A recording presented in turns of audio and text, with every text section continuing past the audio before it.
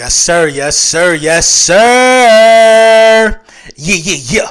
Lil Brunson back at you with the back at you, and I'm the best reporting on the Eagles. Before we get into the meat and potatoes, I gotta say shout out to y'all for tapping in with Big Print Champs. You already know the vibes. I got something new. You know what I mean? I'm probably dropping next week, the end of this week. Long off season, man, but I got something new dropping. You know what I'm saying? I want y'all to be a part of that for sure. We're going to keep y'all buzzed in and locked in with that. But let's get into this coaching carousel, this defensive coordinator coaching carousel that's underway by the Philadelphia Eagles. I think it's very, very important, you know what I mean, to talk about this one because it's a lot of different guys and a lot of different coaching styles that's being interviewed for this position.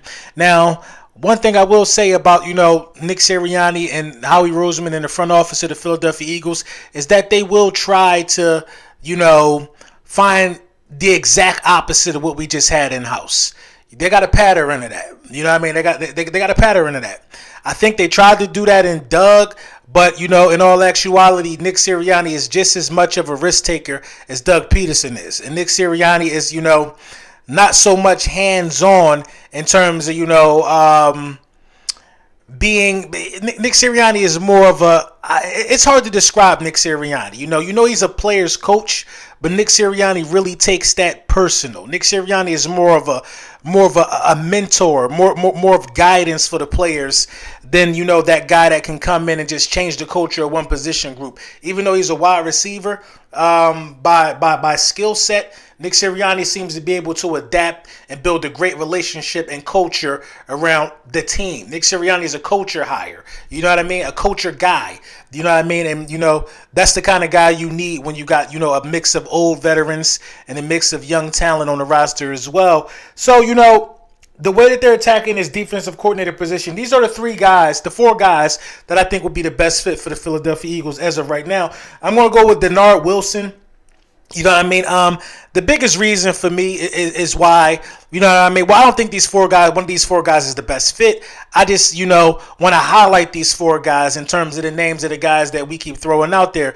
Leonard Wilson, the biggest thing for Leonard Wilson, in my opinion, is that, he's an in-house hire. You know what I mean? That, in my opinion, is what I don't want. I want somebody completely new, somebody that's going to go in there and just cleanse the organization of everything that was happening in regards to Jonathan Gannon, because you did hear Weapon X say, quote unquote, I would have hated to play for Jonathan Gannon because, Jonathan Gannon had these boys playing timid. You know what I mean? The offense, the defense that he was dialing up wasn't effective, and smart players know what's going to work and what's not going to work. So, yeah, man, Vance Joseph, I like Vance Joseph a lot, man. You know what I mean? For a multitude of reasons, Vance Joseph is very aggressive. Very, very aggressive. You know what I mean? Vance Joseph was in the top 10 in blitz percentile the last 5 years. 2022, he was second. Last year, he was second at blitzing at a rate of 34%.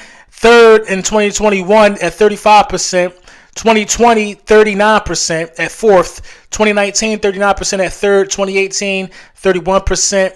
And that would have brought him at seventh. He's blitzed 39% twice in 5 years. You know what I mean? Now, is being too aggressive, could that be an Achilles heel? Yeah, you could get caught sleeping against some good teams being too aggressive. But, I'd rather be aggressive every now and then and mix it up, which he's shown to do. You know what I mean? 39% is on the high side in terms of blitzing. But at the same time, that proves that he has different packages. He has different schemes. He's giving you different looks from the blitz. He's not just dialing up the same blitz.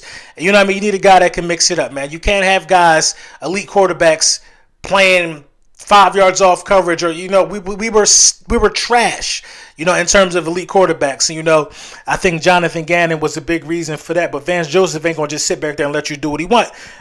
Jim Leonard, man, I really like Jim Leonard. Wisconsin Badgers. Jim Leonard is very well rounded. Made an immediate impact his rookie year. I think he posted 4 shutouts in his rookie year as a defensive coordinator. They thought so highly of Jim Leonard over there in Wisconsin that, he was an interim head coach at one point when they parted ways with their head coach for a season. So I really like what he could bring to the table. I think that, he's one of those guys that can get the most out of any defensive roster. You know what I mean? Talent won't be an issue for him. He'll be able to coach guys up and get guys ready to play, and he'll be able to build some crazy schemes around the strength of his defense. So he don't need a lot of talent to have a competent defense. On the defensive side of the ball, it's much more of a team game than anything else. You know what I mean? So I think that's a guy that we can, can trust. If he was the hire, I would be very comfortable with Jim Leonard. Jesse Minter, man, he's the latest name, man.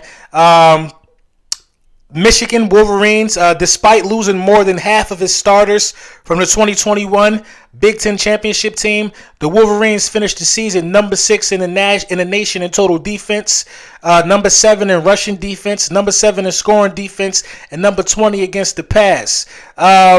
Listen, he lost all his guys due to the championship game and still was able to, put guys in position to be successful. That's the mark of a head coach, a guy who can get a lot done with very, very little talent. So, this is just some background, a slight background, on some of the guys that we've been mentioning as far as defensive coordinators go. One of these guys could very well be the guy selected. It's a couple more guys that we're talking about. We're going to try to tap into those guys as well this week before, a decision is made. So, I think it's cool we doing our due diligence to learn some of these guys. Defensive coordinators, big shoes to fill. You don't really hear much about the offensive coordinator position right now because I think it's Brian Johnson's job. I ain't even hear us bringing nobody in. I think we're just waiting for a good time to announce it. And, we're going to do that, as soon as possible, man. But let me know what y'all think in the comments.